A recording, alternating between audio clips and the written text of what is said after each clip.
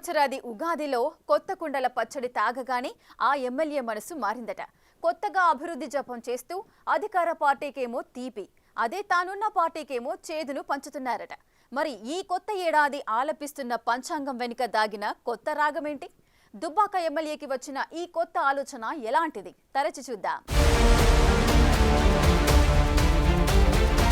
Dubbaka MLA కొత్త ప్రభాకర్ రెడ్డి మెదక్ ఎంపీగా 2 సార్లు గెలిచిన కేపీ గత ఎన్నికల్లో మాత్రం దుబ్బాక ఎమ్మెల్యేగా గెలిచారు. ప్రస్తుత మెదక్ ఎంపీ రఘునందన్ రావుపై విజయం సాధించి తొలిసారి ఎమ్మెల్యే అయ్యారు. వ్యాపారవేత్త ప్రభాకర్ రెడ్డి గతంలో బీఆర్ఎస్ ఎంపీగా పనిచేయడంతో పాటు పార్టీ అధ్యక్షుడు కేసీఆర్ కి అత్యంత సన్నిహితుడిగాను పేరుంది. అయితే తనకు ఎమ్మెల్యే కావాలన్న కోరిక నెరవేరినా పార్టీ అధికారంలోకి రాకపోవడంతో తీవ్ర నిరాశకు లోనయ్యారట. అలాంటి కొత్త ప్రభాకర్ రెడ్డి గతంలో కాంగ్రెస్ తమ నియోజకవర్గంపై కక్ష కట్టిందన్న ఆరోపణలు గుప్పించారు. అభివృద్ధికి సహకరించడం లేదన్న కామెంట్లు చేసిన పరిస్థితులున్నాయి. ఇదంతా పక్కన పెడితే కొత్త ప్రభాకర్ రెడ్డి ఈ కొత్త సంవత్సరంలో కొత్త రూట్ ఫాలో అవుతున్నారట. ఉన్నట్టుండి సీఎం రేవంత్ రెడ్డి కాంగ్రెస్ ప్రభుత్వంపై ప్రశంసల వర్షం కురిపించారు. పైగా సొంత పార్టీపైనే విమర్శలు చేయటం కూడా చర్చనీయాంశమైంది.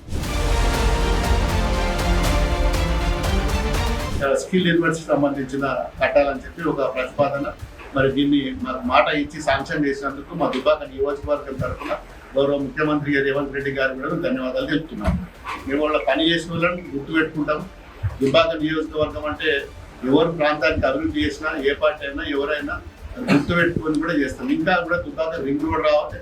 మరి ఔషిపురం నుంచి దుబ్బాక నుంచి లక్షపేట వరకు మరి ఒక 35 కోట్లతో ప్రతిపాదన ఇచ్చిన దానికి కూడా మరి అది హెచ్ఏఎం హమ్ స్కీమ్ కింద శాంక్షన్ ఇస్తా అని మాట ఇచ్చిండు.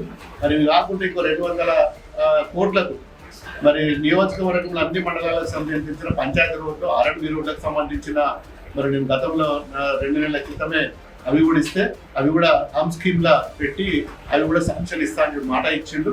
ఒకటి అంశపూర్ నుంచి ఇమీడియట్లీ ఇది స్టార్ట్ చేసుకోమని చెప్పి కూడా గౌరవ ట్యాక్స్ మన ఆర్ఎండ్బి మినిస్టర్ గారు కూడా ఆదేశాలు జారీ చేసిండు.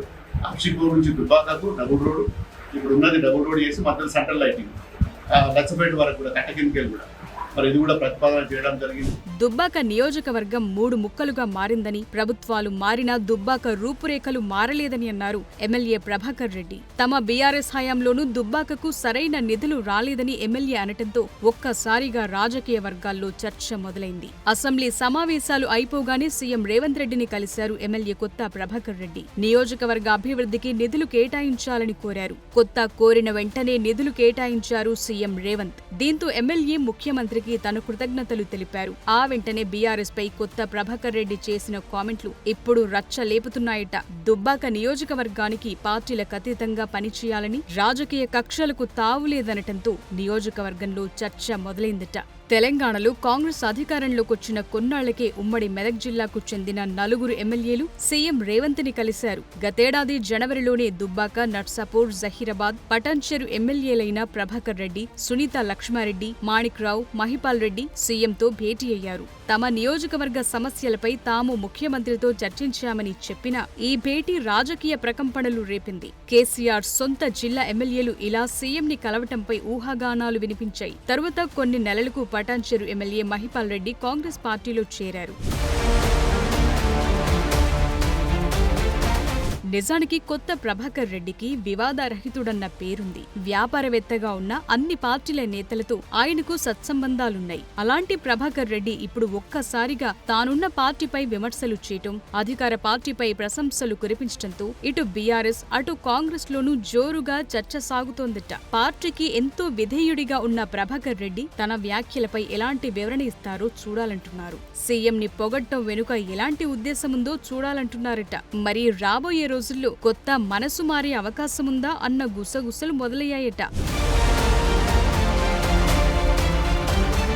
కొత్త ప్రభాకర్ రెడ్డి కాంగ్రెస్ పై ప్రశంసల వర్షం వ్యవహారం కేవలం నియోజకవర్గ అభివృద్ధిపై గల బాధ్యత, లేక పార్టీ మారే ఆలోచన కొద్దీ ఇలా అన్నారా అన్న చర్చ గులాబీ వర్గాల్లో ఒకంత జోరుగానే సాగుతోందట. మరి కొత్త ప్రభాకర్ పాత పార్టీలోనే ఉంటారా, లేక కొత్తగా ఉన్నది అంటూ కొత్త పార్టీ బాట పడతారా తేలాల్సి ఉందంటున్నారు.